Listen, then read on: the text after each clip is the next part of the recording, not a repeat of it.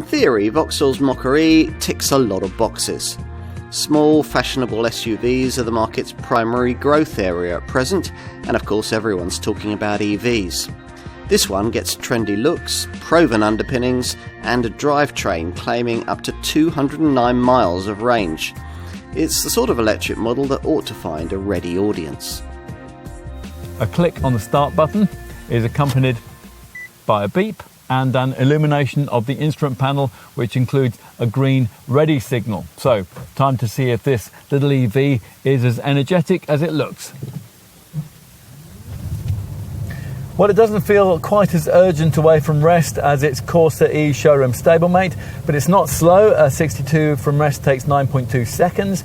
It does share all the same mechanicals that you'll find in that EV Super Mini though.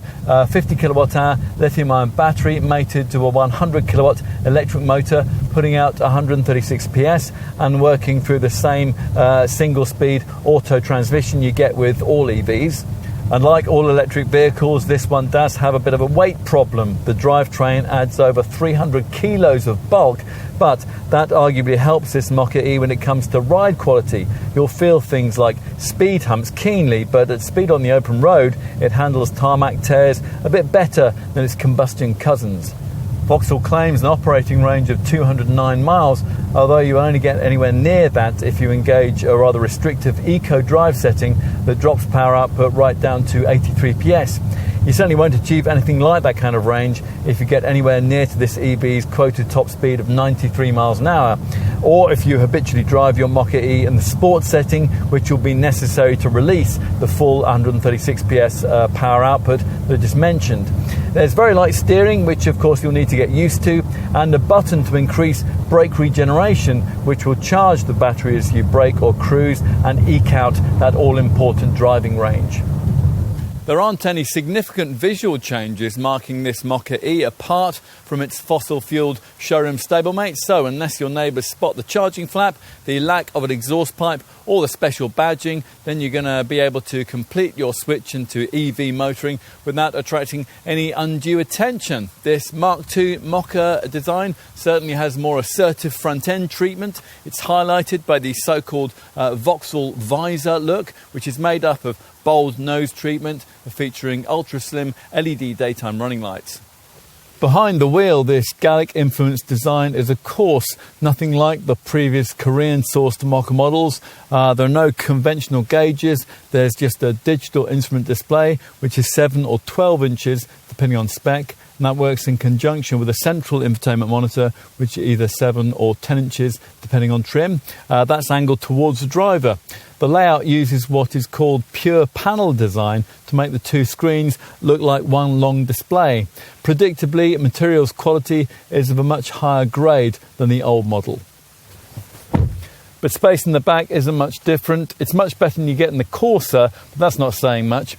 Other segment rivals offer more legroom, although not that much more. The 310-litre boot is 40 litres smaller than the combustion engine Mokka model.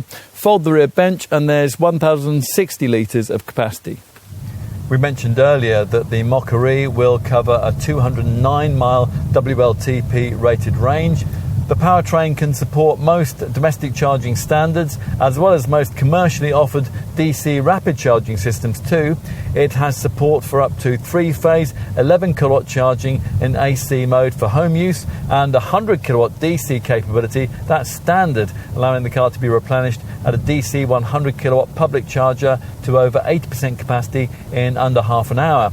If you have access to a 3-phase electricity supply, you can pay more to get the Mokka-e's standard 7.4 kilowatt onboard charger upgraded to 11 kilowatt spec. If you do that and you can find a 22 kilowatt accelerated public charger, you can reduce the replenishment time to as little as 3 hours and 20 minutes.